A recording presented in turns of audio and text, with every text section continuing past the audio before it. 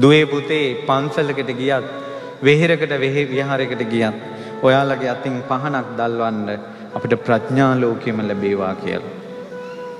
මලක් පූජා කළත් පුදන්න දරුවනේ පිවිතුරු හිතක් ලැබේවා කියලා.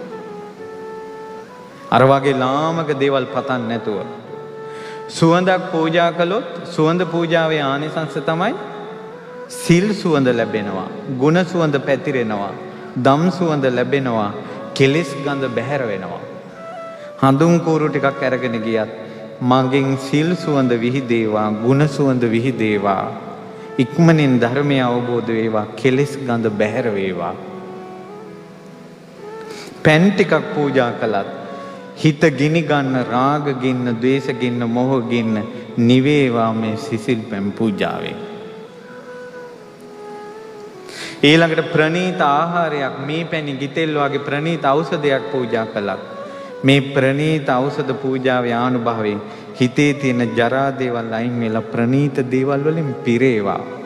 ඔයාලා හිත සකසන අය. එතකොට මෙතෙක් කාලයක් ධර්ම දේශනාවලදී අපි විස්තර කළා වගේ අඳුරේ ඉන්න දුවේ පුතේ උඹලා අඳුරත් එක්ක ඔට්ටු වෙන්න එපා. අහලෝකේ හොයපල්ලා.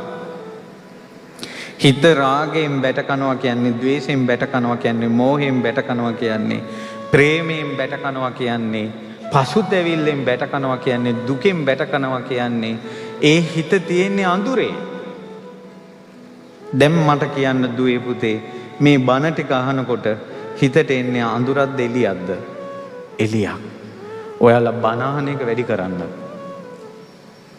බණ අහන එක වැඩි කරන්න. සෑයක් බෝධියක් වඳිනකොට හිතට එන්නේ එළියක්. ස්තූප බෝධි වඳින එක වැඩි කරන්න. සිල් සමාදන් වෙනකොට එන්නේ ආලෝකයක්. සිල් ගන්න එක වැඩි කරන්න. ධර්මයේ අහන්න, මතක තියාගන්න. අවසාන වශයෙන් මේ කාරණාව සිහි කරන්නේ බුදුරජාණන් වහන්සේට විශේෂ ඥානයක් තියෙනවා. අපි ඒක සවිස්තරව ධර්ම දේශනාවලදී පසුගිය කාලේ කළා. ඒ තමයි පුරුෂ පුද්ගල පරෝපරියත්ත ඥානය. බුදුරජාණන් වහන්සේ වදාලා සිල් රකින්න බැරි දෙන්නෙක් ඉන්නවා. ඒ සිල් රකින්න බැරි දෙන්නගෙන් එක්කෙනෙක් බණ අහනවා, සාමයික විමුක්තිය ලබනවා. සාමයික විමුක්තිය කියන්නේ බණ අහන වෙලාවට හිත සැනසෙනවා යාගේ. හරිම සතුටුයි බණ අහන වෙලාවට.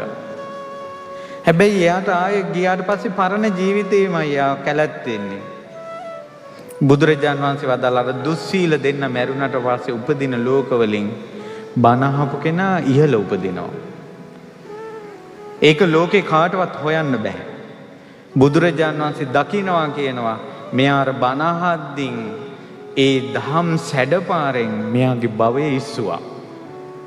අද ඔයාලා මැරුණට පස්සේ ඔයාලා යම් තැනක ඉපදෙන්න හිටියද අද මේ පැය ගාන බනහපු පින්බලෙන් ඔයාලා ඉපදෙන්න හිටපු තැනින් භවයේ උස්සලා තියෙන්නේ දහම් සැඩපහරේ. තියුණු රාග තියෙන දෙන්නෙක් ඉන්නවා. රාගෙන් පිච්චි පිච්චි ඉන්න දෙන්නේ. එක්කෙනෙක් බන අහනවා, එක්කෙනෙක් බන අහන්නේ නැහැ. එක්කෙනෙකුට කොතෙකුත් හිතෙනවා රාගේ නිවා ගන්න ඕන කියලා. එක්කෙනෙකුට හිතෙන්නේ නැහැ. මේ දෙන්න මැරිලා යන ලෝකවලින් ධර්මය අහපු කෙනා ඉහළට යනවා. දහම් සැඩපහරින් එයාගේ භවයේ ඉස්සුවා. තරහ ගන්න දෙන්නෙක් ඉන්න හොස්ස ළඟින් මැස්ස යන්න බෑ, තරහ ගන්නවා. එකකින් එක්කෙනෙක් බන අහනවා, එක්කෙනෙක් බන අහන්නේ නැහැ. බන අහන මේ දෙන්න මැරුණාට පස්සේ ඉපදෙන ලෝකවලින් බන අහපු කෙනා ඉහළ තැනක උපදිනවා. හේතුව දහම් සැඩපහරින් එයාගේ උප්පත්තිය උස්සලා දැම්මා. ඊළඟට පීඩාවෙන්, සංතාපයෙන්, වික්ෂිප්ත භවකින් ඉන්න දෙන්නෙක් ඉන්නවා. එක්කෙනෙක් බන අහා හිත සනස ගන්නවා. හැබැයි ඒ වෙලාවට විතරයි. ස්ථිර නෑ. සාමික විමුක්තිය කියන්නේ తాවකාලික සැනසෙල්ල. එයා මැරුණාට පස්සේ එයාගේ උප්පත්ති ඉහළට යනවා. ඉතින් බලන්න දුවේ පුතේ මේ ධර්මය අහන එකේ වටිනාකම. ඔයාලගේ කැත හිතට ඉඩ දෙන්න එපා. ධර්මයට ආස කරන්න. ඔයාලගේ අඳුරට ඉඩ දෙන්න එපා. ආලෝකයට ආස කරන්න. ප්‍රඥාව නැමැති පහන හොයාගෙන යන්න. ප්‍රඥාව ලබන ප්‍රතිපදාව ආලෝක සූත්‍රයේ තියෙනවා. සද්ධානෝ අරහතං ධම්මං නිබ්බානපත්තිය සුස්සූසා ලබතේ පඤ්ඤං අප්පමත්තෝ විචක්කනා.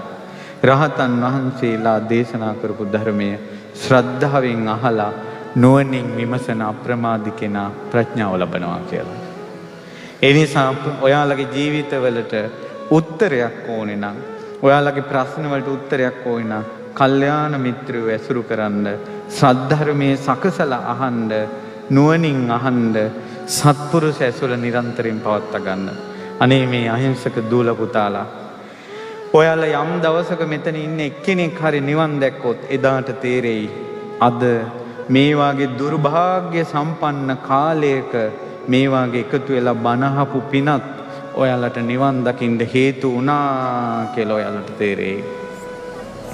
යම් දවසක රාගය දුරු කළොත්, ද්වේෂය දුරු කළොත්, මෝහය දුරු කළොත් අද වාගේ දවසක බනහපු පිනත් රාග දේශ මොහ දුරු කරන්න උපකාරී වුණා කියලා ඔයාලට තේරෙයි. ඒ නිසා මේ අහිංසක පින්වතුන්ට, මේ අහිංසක දූලට පුතාලට ඔයාලට ප්‍රඥා ලෝකේ ලැබේවා. කෙලෙස් හඳුර දුරු වේවා. හිතේ පීඩා සංතාප දුරු වේවා. ඔයාලගේ ජීවිතේ තීරණේ ගන්න නියමුවා බවට ප්‍රඥාවමපත් වේවා. මේ දරුවන්ට ප්‍රඥාවේ ආලෝකය ඇති වේවා.